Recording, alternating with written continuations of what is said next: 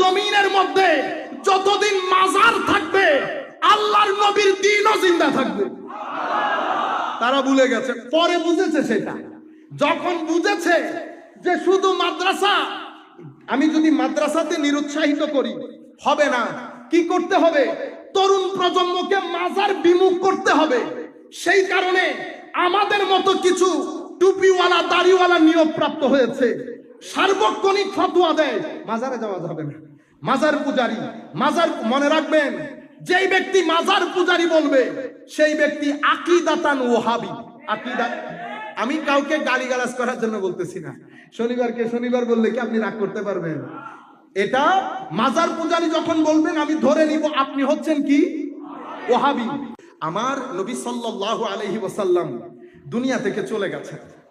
আমার নবী দুনিয়া থেকে চলে যাওয়ার পরে এখন দিন পৃথিবীতে কিয়ামত পর্যন্ত বেঁচে থাকবে।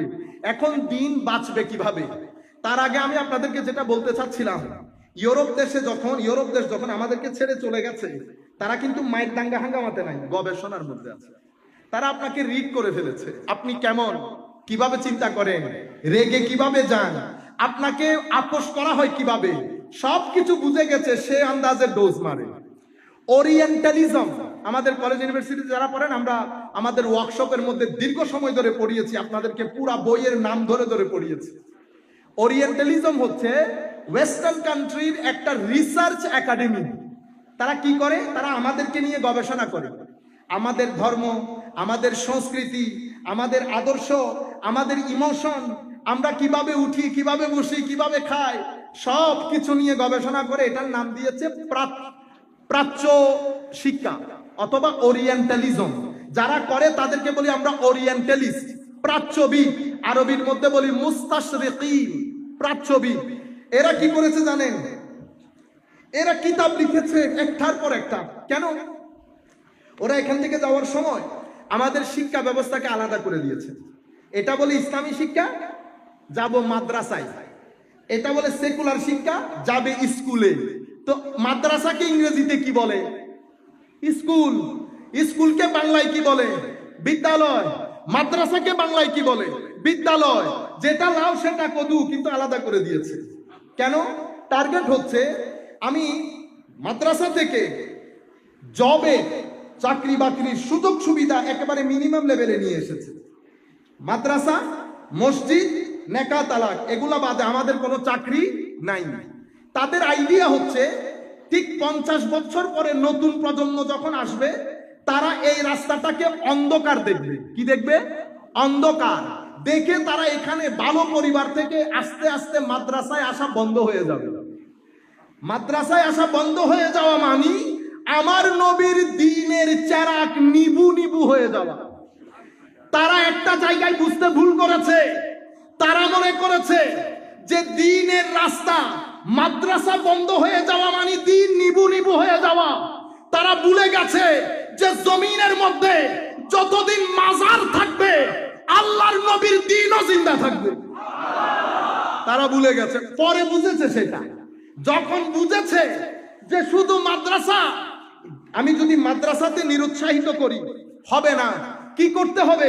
তরুণ প্রজন্মকে মাজার বিমুখ করতে হবে। সেই কারণে আমাদের মতো কিছু টুপিওয়ালা দাড়িওয়ালা নিয়োগ প্রাপ্ত হয়েছে, সার্বক্ষণিক ফতোয়া দেয় মাজারে যাওয়া যাবে না, মাজার পূজারি। মাজার মনে রাখবেন, যেই ব্যক্তি মাজার পূজারি বলবে সেই ব্যক্তি আকীদাতান ওয়াহাবি। আকীদা, আমি কাউকে গালিগালাজ করার জন্য বলতেছি না। শনিবারকে শনিবার বললে কি আপনি রাগ করতে পারবেন? এটা মাজার পূজারি যখন বলবেন আমি ধরে নিব আপনি হচ্ছেন কি? ওয়াহাবি। ঠিক সেভাবে আমাদেরকে ইতোপূর্বে ওয়াহাবি আকীদার ইমাম ইবনে তাইমিয়া, উনি আশআরি মাতুরিদি আকীদায়ে আহলে সুন্নাতকে উনি বলতেন মুআত্তিলা। এটা আপনারা বুঝবেন না, উলামায়ে আহলে সুন্নাত বুঝবেন।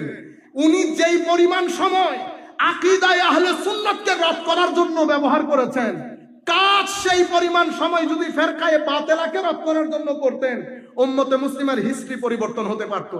কিন্তু উনি বেশিরভাগ সময় আহলুস সুন্নাহ ওয়াল জামাতকে মুআত্তিলা বলতেন, নিজে মুআত্তিলা, কিন্তু আমাদেরকে মুআত্তিলা বলতেন। আমরা নাকি তাতিল করি, আমরা নাকি কোরআনে পাকের নুসুসকে তার আসল অর্থ থেকে দূরে সরিয়ে রাখি।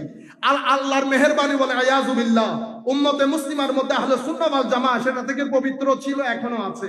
তো আমি আপনাদেরকে বলছি যে মাজার থেকে বিমুখ করার চেষ্টা করা, এটাও আমরা না, করানো হচ্ছে।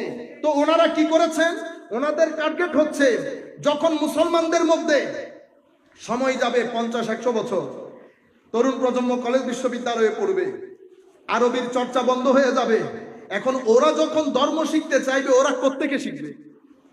তখন ওনারা ইংরেজিতে বই লেখা শুরু করেছেন।